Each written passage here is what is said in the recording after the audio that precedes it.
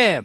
Hello there. Welcome to our weekly, always weekly, mostly Sunday kind of Facebook Live events. So thank you for joining us. Apologies that it didn't happen yesterday, but of course now we can talk about the Oscars, can't we? Oh, no, because some people don't know. So in Australia, there's a delayed telecast, of course. So we won't sort of talk about who won. No. That would be wrong. Okay. We're talking today about what the director thinks about when you're auditioning. Because the thing is, I want you to understand. So there's a point that I really want you to make that I really want you to understand, and that is that there's a version of the scene. I was talking to a director today, and he said there's 3 versions of a scene. Of every scene, there's 3 versions. There's a version on the page. There's a version on set. And there's a version in the edit. 3 different versions. So therefore, but what do you do as an actor? You actually only focus on the version that's on the page, reasoning that that's what the be all and end all is. No, it's not. There's 2 more versions to come. The version on set and the version in the edit. Now, first things first, I'd love you to, because of the fact that sort of we did this very late, I'd love you to share this. So therefore, just click share, because we haven't got to the meat and potatoes yet. What is the director thinking? But I just wanted to sort of, frame your thoughts around that. Because I think so many actors, well, it is, and I'm working with a new lot of graduates at the moment, like graduates from a drama school, that have had very little kind of, in front of camera time. And if they do, what are they doing? They're taking their theatre performance and they're putting it on a camera. That means that what you think is the performance that you come up with is the be all and end all. The performance you deliver in the audition is trying to be everything the director wants. And in fact, that's not true. Well, that's not your goal, to deliver everything the director wants. What you have to deliver is something to make you memorable. Because if you don't, I've told the story in the past of an actor, one of our graduates, who spoke of the fact of doing an 11-page callback, and at the end of it, feeling really good about hitting all the marks and everything he exactly wanted. The director said, "Thanks, but I've seen it before." Seen it before. So 11 pages, and the director's thinking, "I've seen it before." At what stage in those 11 pages do you think the director was thinking? Because this is what we're talking about today. What is the director thinking in your audition? So at what stage does he think, "Oh, well, I've seen this before"? Do you think he has to get to page 11? Obviously not. Probably about halfway down the first page.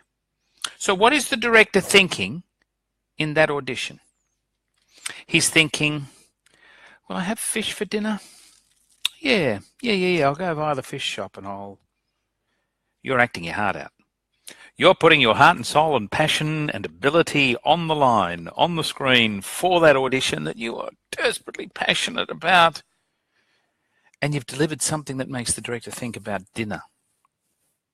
See, the thing is, it's okay. Let me now talk about if you're inspiring him, what's going through his mind. Or in fact, so many times the director will say to me, "It's great to hear the lines," because, again, remember where we started. I said that there's 3 versions of a scene, and the first version is the version that's on the page. So the writer's version, the version in the script.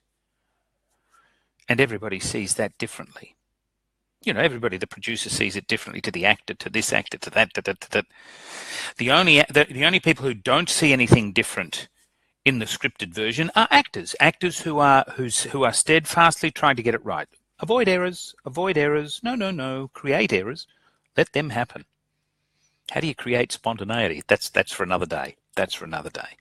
Then the next version on set, the version that is on set, has multiple inputs. The costume designer, the lighting, the cameraman, the sound guy, the all sorts of things. There are so many different, the art department, because of the setting, the location you're in.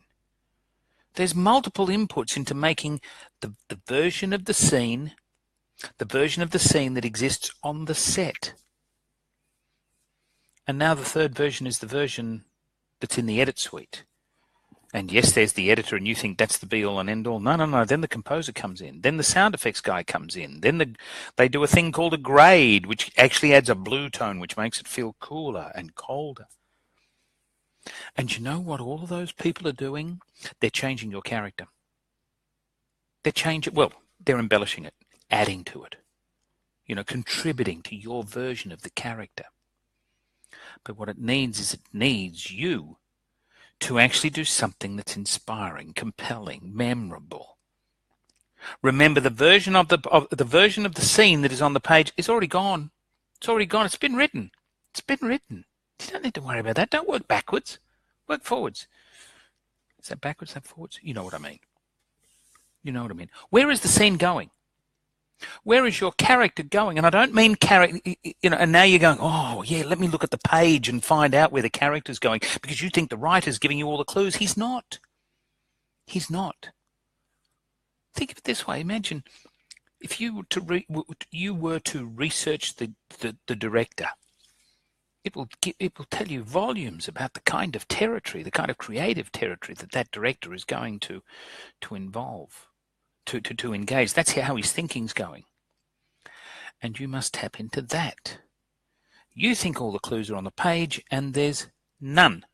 None. You tell me the kind of the actors that, film actors, successful screen actors.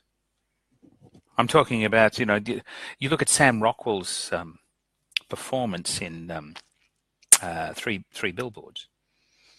And you think he was on fire. He was, wow, wasn't he lucky to have such a great writer write that scene? No. Sam Rockwell did that. That's Sam Rockwell's version of the scene, of the character, of the relationship. It's his version. He took ownership. He took ownership. Do you take ownership of your audition character? Because if you don't, the director's thinking, I think I'll have fish tonight. That's what he's thinking. Trust me. Trust me. As soon as somebody walks out of the room, the director turns around and says, have you been to that new restaurant? That new restaurant that's open down the road? It's really good. I was there the other night. Sort of, yeah, it was really great. It was really great. Yeah. Nothing about the actor. You say, so what did you think of the actor? Yeah, he's all right. Seen it before. At what stage did you start thinking about that? Have you ever been in an audition and they pull out their iPhone? Uh-oh. Guess who's not impressing? Guess who's not compelling? Guess who's not actually doing something that intrigues, communicates, leave a memory? Not me, no, you. As I said, guys, please share this, because there's very few people here. Oh, there's a few friends here. Stephen, yeah. Frank, g'day, Frank. Cam, g'day. You still in New Zealand, Cam? Yeah. Susan, thank you. That's the kind of the territory. If anybody's got any question, you've got to whack it down now, because I'm about to wrap this up. But I wanted you to understand, because you think the director sort of sits riveted. And the same applies, by the way. Okay, let's imagine the director isn't in the room. Let's imagine you've done a self-tape. So you've created it all. You've been able to do whatever you want to do. At what stage do they get the mouse and they go click next? Click next. Do they wait till the end? Don't need to. Don't need to if you've already delivered your version of the character by halfway down page 1, because we know where it's going. In effect, what you're doing is you're playing where the character is going. You're not playing where the character is right now, here and now. You're playing where the character is. You're playing where the character is going. And so often actors come in and say, he's really angry. I said, well, no, he's actually angry at the end of the scene. That doesn't mean he's angry right from the start. Oh, but he's got to work up and work to a climax. Well, I think if you're a drama teacher, he has to work to a climax, because that's what happens in workshops. It's not what happens. It's not what happens in auditions, in screen tests, in callbacks. Jeff, up late in New York City. Will this be watchable again? Love it. Jeff, I've got to admit, sort of, this is... I just enjoy sort of hanging out with actors and just trying to inspire you to get your head off the page, to get your eyes off the page and look around. Look around in your audition. Find different highlights. But more importantly, look around and say, what would my character be seeing? what would my character what would my character be inspired by? And I don't mean, oh, she loves art and so therefore she'll be inspired by a gallery. No, no, no, no. The fact that sort of I'm on a street, the character is on a street, so therefore are they distracted by cars going past all the time, or would they sit glued to you? No, I think there's kind of a, look at that. Distractions. Distractions is what we explore ad infinitum on self-taping school, because you can.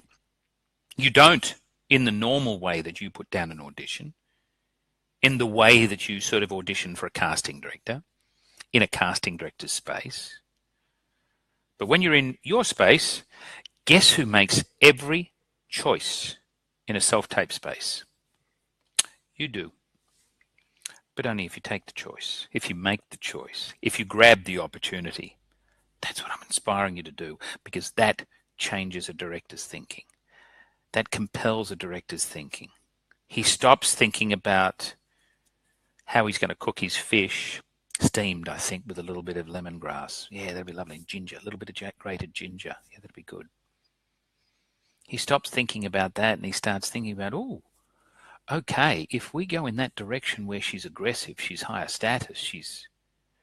Now suddenly he's inspired. Now suddenly he's thinking about the production design. Yeah, okay. He's excited. He's engaged. He's connected. Instead of thinking about what he's having for dinner, he's going to go to that restaurant. Trust me. Guys, really lovely to hang out. Steve did the best self-test yet last week. Most work I've ever done to create the character. Laughed at the beginning, created confusion, started facing away. I loved it. And so that's Steve, and he's one of our graduates, and he's spoken about the fact that he explored, he experimented, he took his own freedom. So therefore he created confusion. He started, he didn't feel compelled to look at the reader. He was empowered. He was empowered and inspired by the freedom in an audition. You think of that. Do you regard auditions as a moment of freedom or a moment of, I won't say terror, do you regard auditions as a moment of conformity where you have to conform? Because if you're in the casting director's space doing an audition, yeah, you better conform, eh? Because who's in charge of that creative space? I am. No. Get to self-taping. Get in front of your camera. Make your choices. I'm a bit grumpy and bossy, aren't I? Oh, better finish it up, eh? So I want you to understand the director has to be compelled by your performance to be connected and inspired by what you might do on screen. And don't forget, the director is taking the pages and saying, what's the next stage in this scene's evolution? What's the next stage in this scene's evolution? Knowing the next stage of evolution is the on-set version. And the version after that is the post-production version, the version in the editing suite. And how many people contribute to your character? You better deliver something that inspires them, because if not, they're going to be going, seen it. Steamed salmon. I'll post a recipe. No, I won't. Take care. Lovely to talk. We'll be back on Sundays again next week. And yeah, take care. And by the way, I think it's next week. I'm not sure. I think next week the early bird special stops on self-taping school. So if you're thinking of doing it, get in. And also, I've got a very big second half of the year shaping up. So probably this could well be the last self-taping for the year. Just saying. Just putting it out there. Take care. See you soon. Please share. That'd be lovely.